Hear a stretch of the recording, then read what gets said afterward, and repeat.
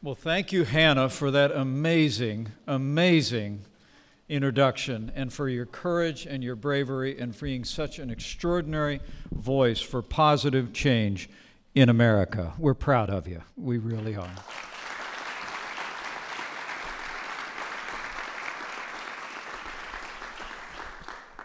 I was deeply moved, as I know you all were, by Hannah's reflections and the courage she and her mother have shown and their willingness to lend their voice and their experience to this enormously important national debate. Before I begin, allow me to address the shooting that took place this morning in Santa Fe High School, Texas. The President and I have been briefed. We'll continue to monitor the situation, and we will make all federal resources available to first responders and school officials in the wake of this incident. But we say to the students, the families, the teachers of Santa Fe High School, and all of those affected in the entire community, we're with you. You are in our prayers, and I know you are in the prayers of the American people. To members of the Cabinet, Governor Fallin, Governor Martinez, members of Congress, to all the state leaders gathered here, to all those working with faith and compassion and conviction all across this country, it is my great honor to join you here today at this first ever Prison Reform Summit at the White House.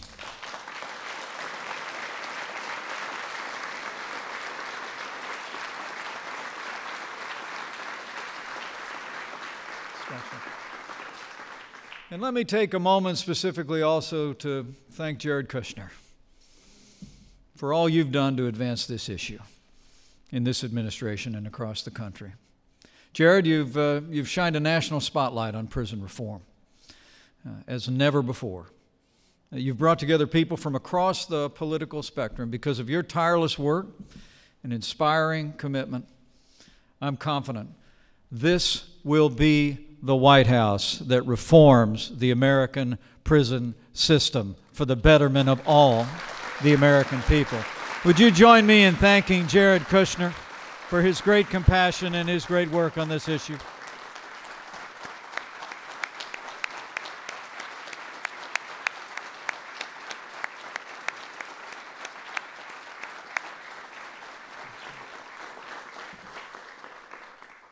As you'll hear from President Trump in just a few minutes, prison reform is a national priority for the Trump administration.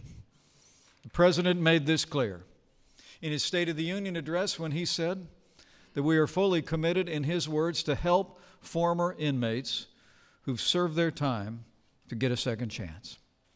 During this National Police Week and every week, we will always stand with the men and women of law enforcement as they work to keep our streets and cities safe. But we also stand for the principle that once you've served your time and paid your debt to society, you deserve a chance to make a difference in your life and in the life of this nation. Sure.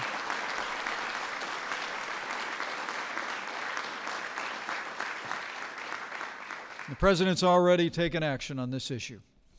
Earlier this year, he brought prison reform experts and governors to the White House to listen to their thoughts and discuss proposals and successes at the state level. In March, the President signed an executive order, as all of you know, to establish the Federal Interagency Council on Crime Prevention and Improving Reentry, which brings together leaders in our cabinet across the administration to craft recommendations for prison reform. And the President also declared April Second Chance Month to, in his words, celebrate those who have exited the prison system and successfully reentered society and encourage expanded opportunities for those who have worked to overcome bad decisions earlier in life and are willing to work hard to turn their lives around.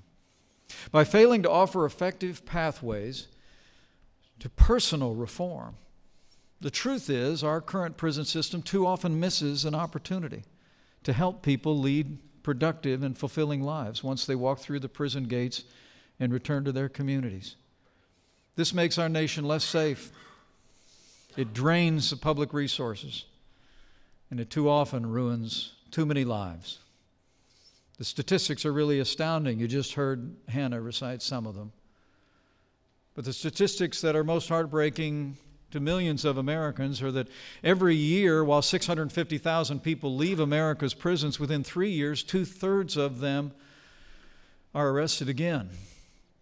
More than half will be convicted. 40% will find themselves back where they started, behind bars.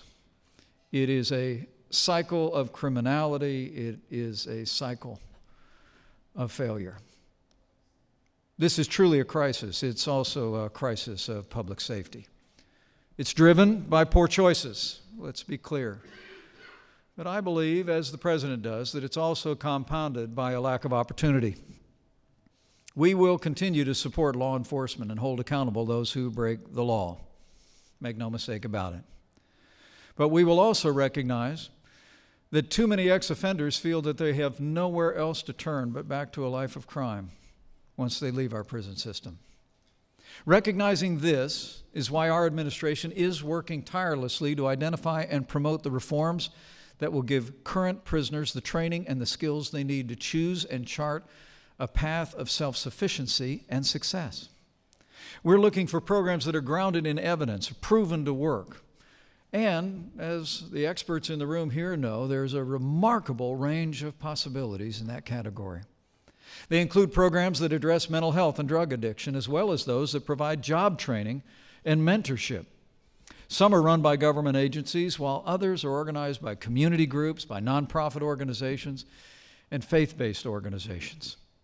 President Trump has already called on federal, state, and local prison systems to move forward with the best reforms, whatever they may be and whatever the source, public or private or faith-based. Our administration has been inspired by states like Kentucky and Kansas that have already shown how reform can improve public safety and prisoners' lives.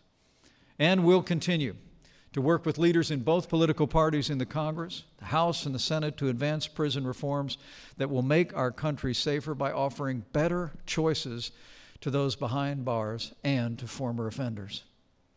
As I close, and Jared reflected on this a moment ago, let me just say that prison reform matters deeply to millions of Americans, and even in my little family and my life experience, I've seen the impact that prison reform can have. It's about public safety, first and foremost. It's about stopping repeat offenders and getting crime off our streets. It's about fiscal responsibility and saving taxpayer dollars that are currently spent on a prison system that costs too much and delivers too little.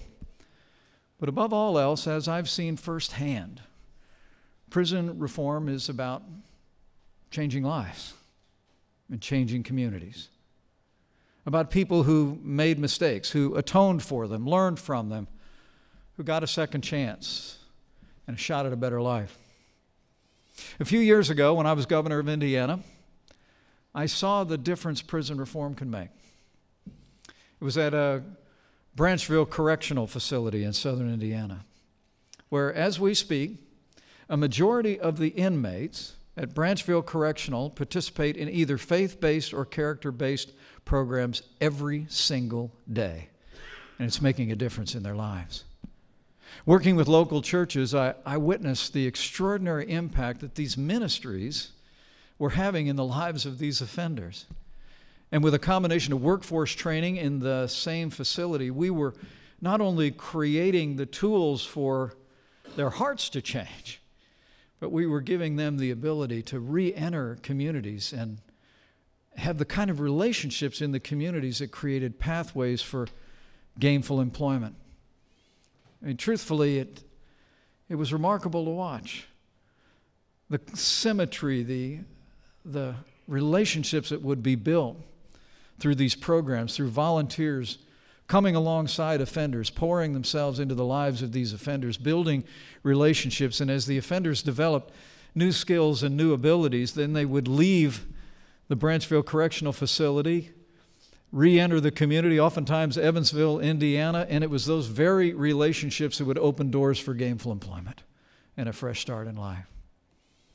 I mean, I witnessed in our prisons what I've known throughout my life. Changed hearts mean changed lives.